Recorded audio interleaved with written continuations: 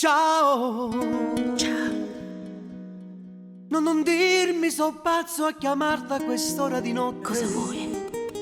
Tu mi manchi. Ma anche tu, ti prego, attacca. Non parlare se lui sta dormendo, ma stammi a sentire.